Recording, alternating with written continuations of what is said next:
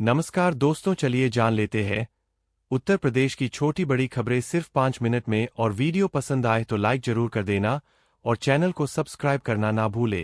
जिलों में बाढ़ का कहर। उत्तर प्रदेश के 22 जिले बुरी तरह से बाढ़ की चपेट में आ चुके हैं। गंगा, घाघरा, राप्ती और यमुना जैसी नदियों का जलस्तर खतरे के निशान से ऊपर चल रहा है।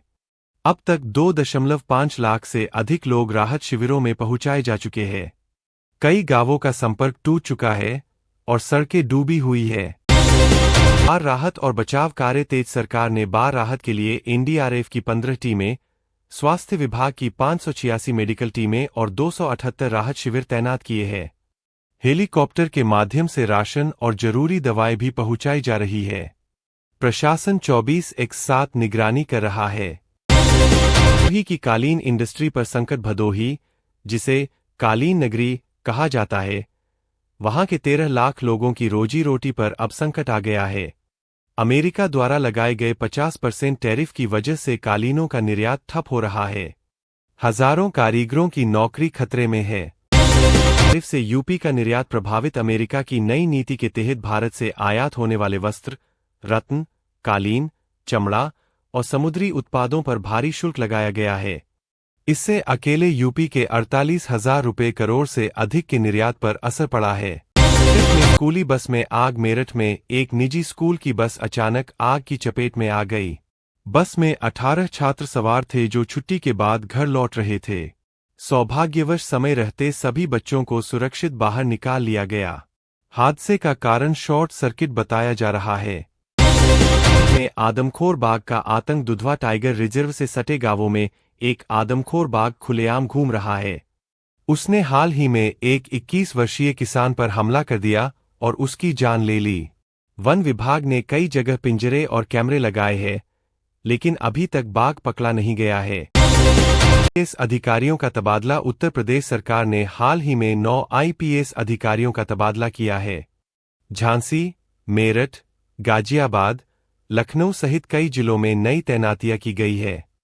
इसका उद्देश्य प्रशासनिक व्यवस्था को और बेहतर बनाना है। भाटी की संदिग्ध मौत। ग्रेटर नोएडा की निवासी निक्की भाटी की संदिग्ध मौत के मामले ने सनसनी फैला दी है।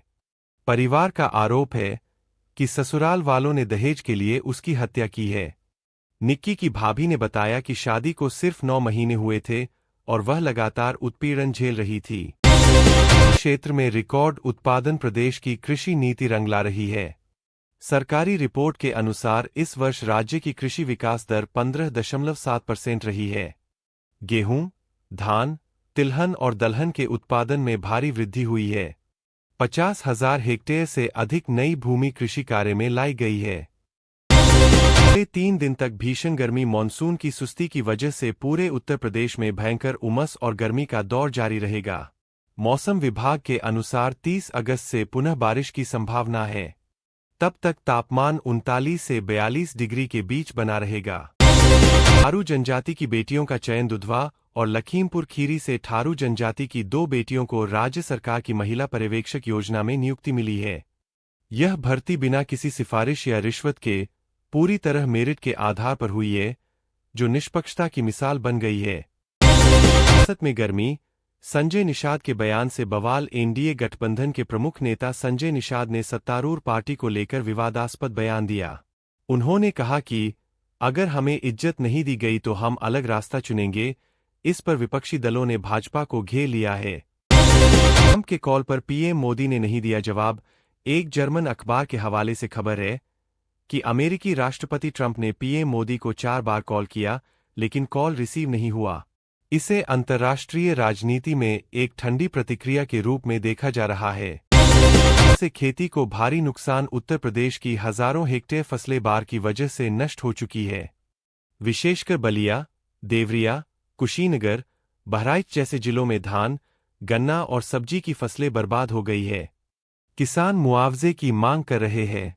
क्षेत्रों में जलजनित बीमारियों का खतरा। राहत शिविरों और डूबी बस्तियों में डायरिया, उल्टी, त्वचा रोगों के मामले बढ़ने लगे हैं। स्वास्थ्य विभाग ने चेतावनी जारी की है और डॉक्टरों की टीमें घर घर जाकर जांच कर रही है।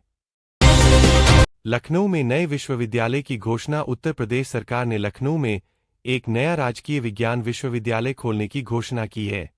इसमें साइंस, टेक्नोलॉजी और रिसर्च पर खास जोर दिया जाएगा। गोरखपुर में पीने के पानी की किल्लत। गोरखपुर में बार और नालियों के ओवरफ्लो होने की वजह से पीने का पानी दूषित हो गया है।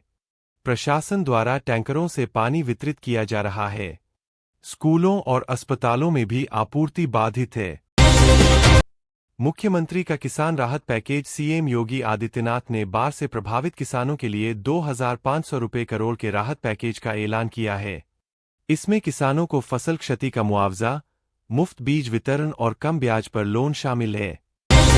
जिलों में सेना की तैनाती। हालात बिगड़ते देखकर लखीमपुर, गोंडा, बलरामपुर और गाजीपुर में सेना की टुकड़ियां तैनात कर दी गई है। हेलीकॉप्टर से रसद पहुंचाई जा रही है और नावों के जरिए लोगों को निकाला जा रहा है। पीएम ने किया दौरा, बोले, हर नागरिक की सुरक्षा मेरी जिम्मेदारी। मुख्यमंत्री योगी आदित्यनाथ ने बहराइच और सीतापुर के बाढ़ग्रस्त इलाकों का दौरा किया।